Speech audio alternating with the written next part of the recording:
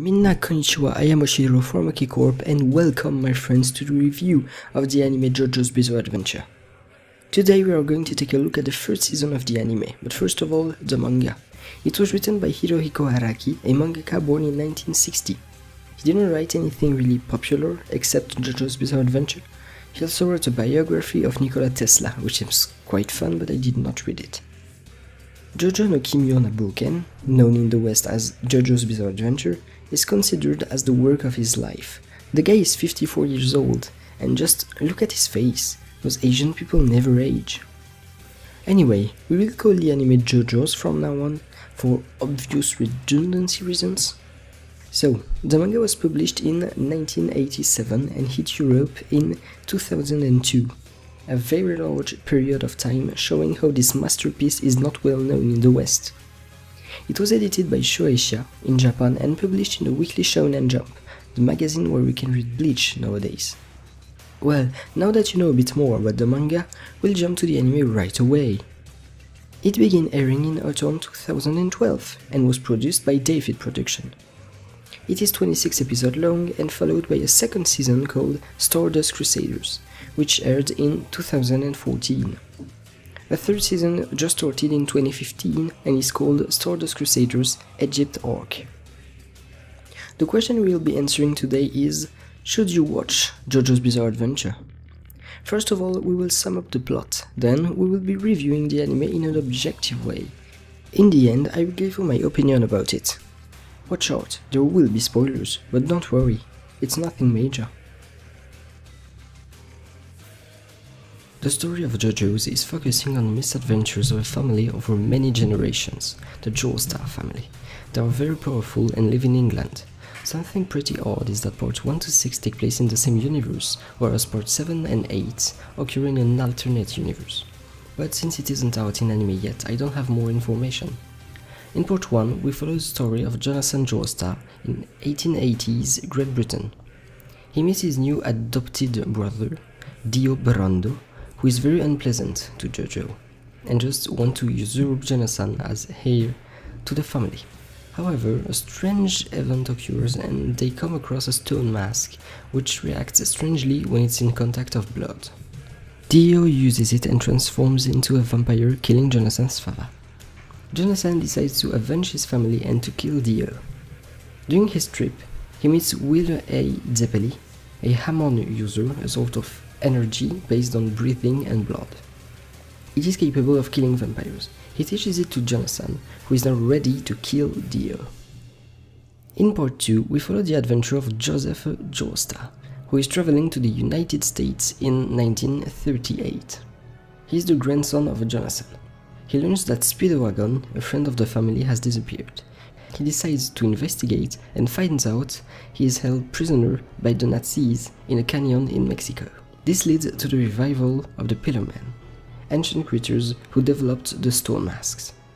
They are overpowered and they also fear the sun like vampires. They are looking for mystical artifacts which will allow them to become ultimate beings. Joseph is poisoned and has exactly a month to kill the Pillar Men and take the antidotes from them. To achieve this, he trains with Lisa, a Hammond user who also trained Caesar Zeppeli, Wheeler A. Zeppeli's grandson. These two will know how to fight the Pillar Men to save Jojo and the world. And that is the story of the first two parts. The second season only covers a small portion of one part, Jotaro's part, Joseph's grandson. The anime has been critically acclaimed and everyone seemed to love it. We will now see if it is as good as everyone thinks it is. Let's begin with the plot. The plot is pretty awesome overall. Both arcs are well written and well paced. The transition between them is brilliant, though very surprising and disturbing. The thing that is a bit odd is the end of the first arc, Phantom Blood. It ends after only 8 episodes, which is fast for a first part, which took 5 volumes in the manga. A strange choice justified once the second arc begins. Indeed, the second arc jumps right to the action. We witness the power of a protagonist and his marvelous use of Hammond. We also notice his outstanding perception in combat.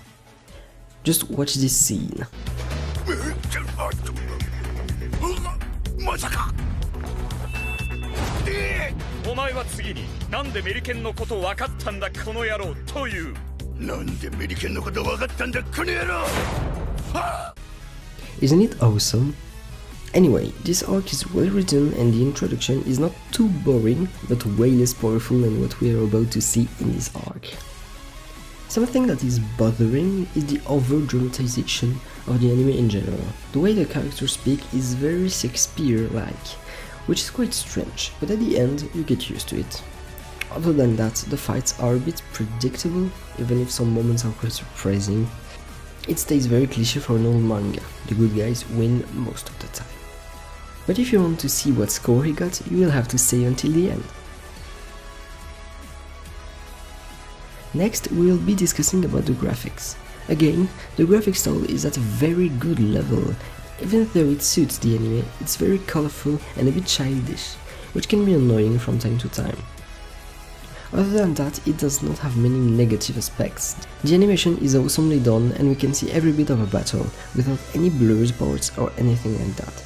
It is wonderful. The opening and ending visual parts are quite strange. They are animated in 3D, a bit like the game. This can be a bit disturbing, considering the anime's graphic style, which is the opposite. There is nothing more to say about the graphics. They are beautiful, but too colorful. So let's jump to the music. The music contributes to an atmosphere. You can sense the nostalgia in it. It is kind of old school-ish and can bring you a lot of emotions if you're used to old anime like Dragon Ball or Hokuto no Ken. The background music is marvelous and suits the anime. Let's now talk about the opening and ending. They are wonderful. The Phantom Blood opening is cult. Let's see how many of you know this. See? I know some of you know it. Most of you actually. The second opening suits Joseph's part way better. It's very pop-ish and catchy. You can hear it in the background. The ending is the same throughout the anime, only different parts are played throughout the series. The music is not Japanese, it's a band called Yes. You can listen to it in the background right now. The only negative point I could find for the music is that since it's an old style of music, younger generations may not like it. It's very cliché nowadays, but since it suits the anime, you can't really say anything about that. Alright, now let me talk a bit about my personal opinion on JoJo's Bizarre Adventure. Well, overall I think it's an awesome anime, like it's really good, the action is awesome and the fighting scenes are epic and stuff, but it was hard for me to get into the anime because it had that what's it called, that Shakespeare like speaking, and it was like Onan Totsu Yokuda, just like that, and Kono Dioda. It was really like a theater, like a dramatic play, like Shakespeare, like Hamlet or stuff like that. And I was like, what the fuck, dude? That's really hard to get into. I was like, yeah. So I watched maybe 1 or 2 episodes. Then I stopped during 1 week. Then I started again, 2 or 3 episodes. Then I stopped, and I stopped for 1 month, I believe. And then I started again, and I only watched the episodes by maybe 5 or 6 episodes each time, and only on the weekend because I didn't want to watch it during the week. I don't know why, but I did not have the time, and I did not want to lose the time on JoJo's because I could not get into it first of all. Anyway, there was that, it was really, but yeah, overall it was really good. Like, I don't have anything more to say about it. It was awesome and stuff. There are indeed problems with the anime, like there's a lot of colors, as you like, it's very colorful, as you probably will see if I put a scene right now. I will maybe put a scene, like very colorful scene of Jojo's and stuff.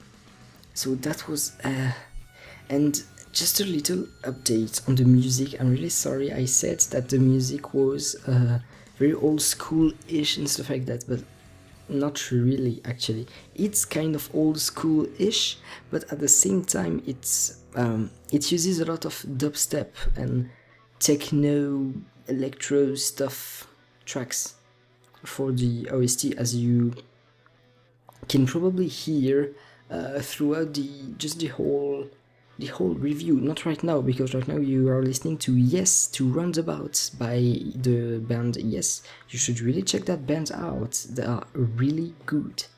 Anyway, so that was I did not focus on the music during the anime, so that the music is just that's why I wanted to say first, like, oh, the music is not the main focus here. We are not it's not the main thing. We do not care about the music during this anime because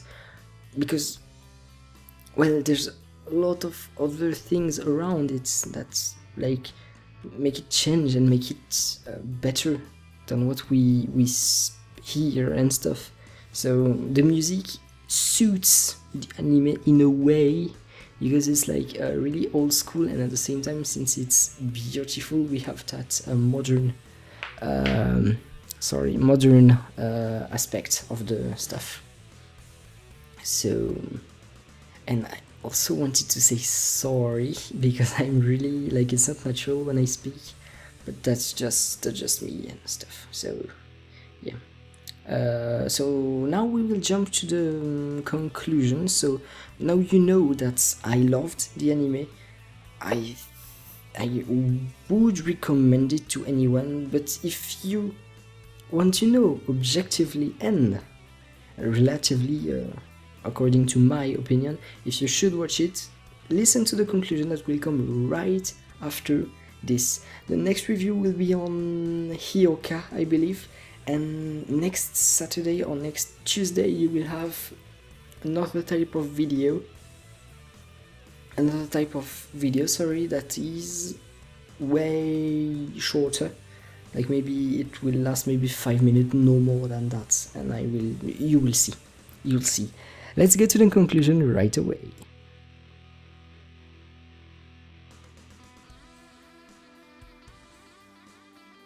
As a conclusion, you can say the anime is well written, the fighting scenes are great, and the anime is well paced overall. It can be surprising at some points, even though most of the time it is predictable. It is a bit contradictory, but you'll get used to it.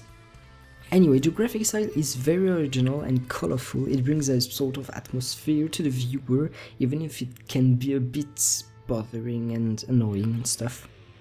But the animation is fluid, and a very good point is that considering some anime nowadays, which are just awfully animated, like Mirai Nikki, it's a good anime, people told me. I did not watch it, but the animation is not quite pretty.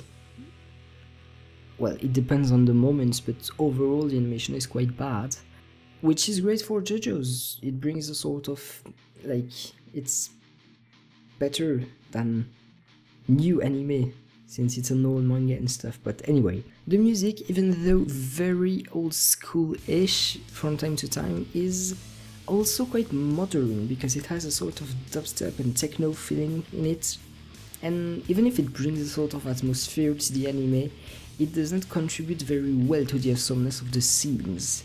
It can be good from time to time, like with a mix of dubstep, which I don't like, and classical music. Well, when I say classical, you understand, it's all the old music stuff. And that brings a sort of atmosphere, but sometimes it's just heavy dubstep when you just want heavy metal, because Dragon Ball and stuff. But yeah.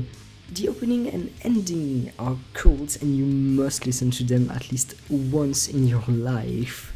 That's Sonochi no Sadame and Bloody Stream, and even Roundabouts by Yes. You should listen to them at least once in your life. About that question I asked at the beginning, Should you watch Jojo's? I would say yes. It's a cult manga, and you must read it or watch the anime. And since the manga is pretty ugly because it's really old and the graphic style was not good at the time, you should watch the anime, which is very beautiful, as I told you. The kind of very dramatic way of speaking is annoying, and I had a lot of trouble being interested in it, but you should see past that. It is an awesome anime, and the voice acting shouldn't prevent you from watching it. So yeah, I would recommend this anime to anyone. And now the score. Since it is very good, it got an A.